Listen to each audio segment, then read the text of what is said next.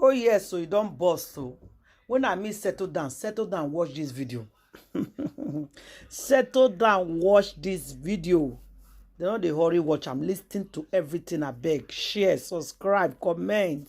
I go see you again for my next video. And that university. First of all, I believe as a lawyer that what APC did is unconstitutional. By the express provisions of the Constitution, Section 15, subsection 1, that define the political objectives of Nigeria, talked about our motto: unity, faith, peace, and progress. Subsection 2 said, accordingly, national integration shall be actively encouraged, whilst discrimination on the basis of place of origin, religion, ethnic, linguistic, etc. shall be prohibited. Use the word prohibited. Then if you descend to 3D subsection, he said the state shall have a duty in pursuance to the pursuit of national integration, shall encourage the forming of associations that cut across ethnic, linguistic, and religious barriers. The concept of the presidency implies an association between the president and the vice. Section 142 made it clear that the president, before he is duly nominated, shall find an associate who shall be his vice president. So the concept of the presidency is an association, and the state has a duty to ensure that when you are forming that association, it must cut across religious barriers. Look at subsection 4 of that beautiful section. It said that the state shall promote a feeling of belonging and involvement amongst the various peoples of Nigeria, to the end that loyalty to the nation shall override sectional loyalties. Yeah, I mean, we had a senator who was here and he pointed out all of that. Very good. So how does Muslim ticket at the presidency encourage integration, involvement, and participation of the Christians in Nigeria in the politics of Nigeria? And you know what? Section 17 made it clear.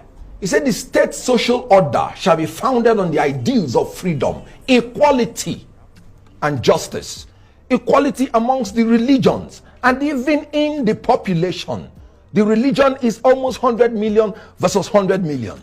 So how do you say it? And let me descend to the constitution of APC. Being a former member of the Presidential Campaign Council, the APC summarized it and even made it more strong. That's in its constitution. Constitution of APC.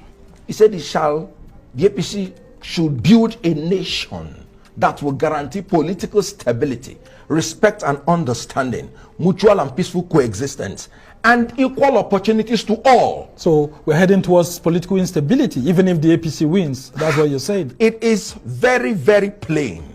When you have the president and the vice of a religion, no matter what you do, you are already flawed. You cannot, it's unappeasable. Now, can't we balance that with maybe the president of the Senate, yes, and a speaker of the House of Representatives coming from the Christian faith or maybe even traditionalists? What if the candidate is already thinking towards that to create a balance? Elementary government will teach you that there are 3 different arms of government: executive, legislature, and judiciary. These arms are equal and opposite, and they are separate.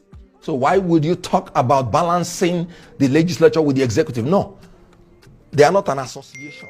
You balance the executive with the executive. You balance the legislature with the legislature. You balance the judiciary with the judiciary. That is the concept of the federal character and zoning arrangement. Even in the judiciary, where it is by appointment, they still take note of our federal character. And the conduct of affairs of every government must reflect that federal character. So you cannot... There was a call actually for a southern presidency. Yes. And we've got someone from the south in a very big party, in fact, the governing party. Why would someone like you want to leave that governing party when there's a southern candidate just because of the issues of religion? Because, I mean, some others are saying that these are issues that can be settled if eventually the south gets the presidency. As a young man of 24, it pleased the Almighty God to bless me with fame and fortune. I happen to be the first actor that acted the first movie that started Nollywood. You do not contemplate that I will enter politics for my self-aggrandizement. No. Nigeria is my pursuit in politics, and I will keep searching for it until I find it. So whatever you want to give me as a person is secondary. Give me Nigeria, give me stability, give me employment to the youths, give me sense of belonging, give me participation of everybody, and you would have made my day. I was in APC all this while. I did everything. I erected the secretariat of APC in my ward, in my local government. I saw you defending Buhari even when it was good, very difficult for a lot of his persons to defend him in the southeast. APC has done nothing for me personally. Have you ever seen me complain? And I'm not going to complain. So what party are you moving to? I am not contemplating any party yet. But I must have to tell you, a friend of mine, a northern brother of mine from Kano State, when he learned I was coming to this program, he told me that I must be obicentric going forward. You should join the obedient movement. Good. This is a northern Muslim talking. Anybody that is telling you that northern Muslims will not support Christians is telling you false statement. And that is the problem with bringing octogenarians to manage your party and manage the affairs of government. Senator Adamu. Have you joined the obedience team? I am obicentric, but I have not joined any party because that is the ticket that has actually provided for me that stability, that youthful energy that we need to change the system of Nigeria but at this time. But APC and PDP says it's just an internet sensation. I mean, social media buzz. And of course, that, for example, on Saturday, when the Osun State governorship election will be held, that you will see where Labour Party will be. And it won't be among the top 3 or something like that. When they say such things, what do you say to them? Do you remember the time that APC was campaigning in 2015? They were the originators of internet sensation. And so why are they crying if it is not making any impact? When I read business administration, they taught me that the strategy of marketing starts with drawing attention. We call it the IADA principle. Attention, interest, desire before action. So stimulating attention of the people is the first thing you have to do when you want to market a product. And Obi is doing that well? They are doing it effectively well. And that is why those people are rattled. Okay, as we try to round off this conversation, we've seen a lot of actors like you pitching their tent with this same presidential candidate that you're running away from. I mean, so if you're going away, some of your colleagues are going to Tinubu and all of that. What do you make of such moves? They are making the moves as actors, simpliciter, that are entitled to the appearance fee. So they're acting movies. You can say that again. So there's an element of deception there. I wouldn't say that with you. But they have the right to go in as actors and ask for the appearance fee. I am going in as a politician that understands the rudiments and implications of the decisions I'm making today for my future and the future of my children. Now, if Tinubu had got a bishop or a pastor like Buhari did and all of that, do you think that the Southeast would have voted for him?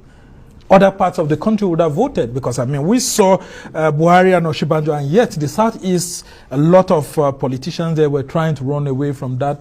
A lot of persons were still tied to PDP and all of that. Do you think by doing that, that can resolve any issues for Tinubu?